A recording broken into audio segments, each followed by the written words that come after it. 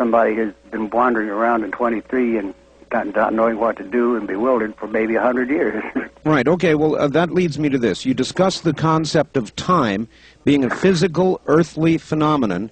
Yes, that's right. Accepted as a condition of entry. I gather this, that lives, times, and events are happening simultaneously. This is a very confusing concept. It is indeed, and it's very, very surprising how we are locked into certain things that are peculiar to time-space, and time is one of the key ones.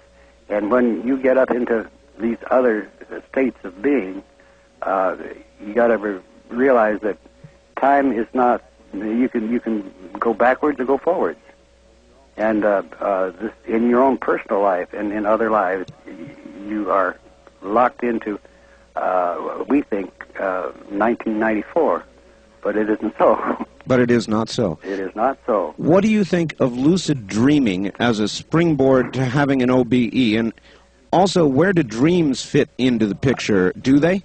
Well, I'll pose the real thing that's getting more and more our theme, and that is that lucid dreaming is the equivalent, we found out over the years, we did that a long time ago, is the equivalent to our Focus 15. Lucid dreamer can evaporate the dream, and there he is. He's in the equivalent of our Focus 15, which is a nice place to play in terms of no time, because you can then move that time around in other areas. How do dreams things? The one thing that we've come, we call it a process of converting unknowns into knowns, or converting beliefs into knowns. That they are not particularly important unless you can do so. Well, one of the things is that, excuse me. All right. The important thing is that we have grown to know that what we are is far more than this one single life, and we are totally in a form of consciousness that is very local, as it were. And the dreams that are interpreted as are a means of our total self attempting to get signals down to this conscious self here. And that's why they sometimes are very wild, and sometimes they're very funny, and sometimes they're just pure information. But that seems to be the direction that we feel that humankind has to go, is to begin to get past this discriminator circuit, and that's what we are doing, and get into that knowledge of that totality of what we are, and that it's being done. We're not the only people doing it, of course. Mr. Monroe, you've done very important work. It's known internationally. I want to ask you a hard question. All right. When your time comes and you pass, what will happen to the Monroe Institute, and will the work continue? That is very specifically has been set up to do that. There's much too many people involved in it, not just here, but as you said, worldwide. I can give you a number of illustrations, but it is being set up so that it will have a support system to continue well into the 21st century. Well, that's wonderful to hear, and I know a lot of people have wondered about it. If we could, Mr. Monroe, very quickly, let's try and begin to take a couple of calls here. On our toll-free line, you're on the air with Robert Monroe. Hello. Hello. Yes, sir. Where are you calling from? Seattle, Washington. Okay. Do you have a question? We don't have a lot of time here for the topic. Yes, I do. I would like to know where Mr. Monroe first learned about this technology. Okay. We've kind of covered that, I would say, but Mr. Monroe, a quick answer? Quick answer. Where I learned about it, I found about it the hard way. I'm the monkey that fell out of the tree, if you want to put it that way. And I had to figure a way to get back up into the tree. So really, through a personal experience that began all by itself, you set out on a quest to learn what was happening to you. Exactly. Out of necessity, as a matter of fact. And one of the most surprising things that has indeed come up in recent years, that back in those early days, I had an exquisite amount of help. And even today, I cannot assure anyone exactly where that help came from.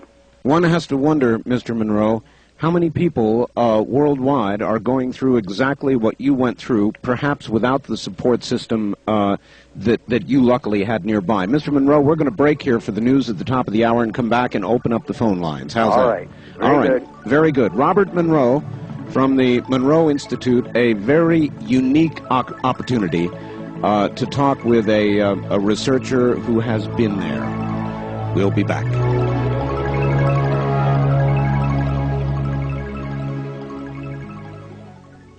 On a Sunday evening, particularly appropriate, I think, this evening. The name of our program derived from its physical adjacency to that area known as Dreamland, but with dual application in the interview of Robert Monroe, who doesn't give that many interviews. It is a great pleasure, and we are going to get phone lines open this hour and let you ask quite a few more questions.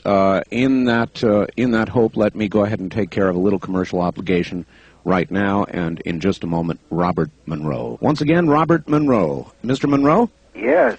Yes, sir. Again, it sure is a pleasure to have you on here. Well, it's fun for me because I can open up a lot of things and don't have to be nearly so formal. But remember, radio is my old business. Oh, it's a wonder. I love radio. Mr. Monroe, somebody just sent me a fax, and they're asking about two things. One, in your travels, do you have any insight on two questions? One is, have you ever met with a being or met a being that is not human? And yes, I have. Oh, yes, you have? Yes. And let's put it this way, it is indeed limited. But the thing that I discovered, not unreasonably, is that we are a curiosity to other beings. Also, they have no particular desire to dominate us or something like that. We're a nice experimental species, as it were. Not much more than that. That's my impression. And the other is, do you have any better understanding, because of all this, of our Creator or a God? I have very much that.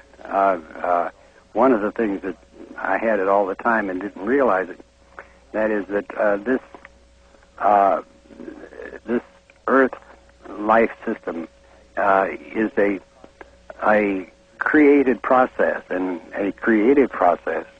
And I can, as an engineer, go look at the leaf on a tree and see the design of it and what it's aimed to do, and that is it's a transducer, as it were, and it can stand all sorts of winds and everything else, and when it's through for the year, it drops off.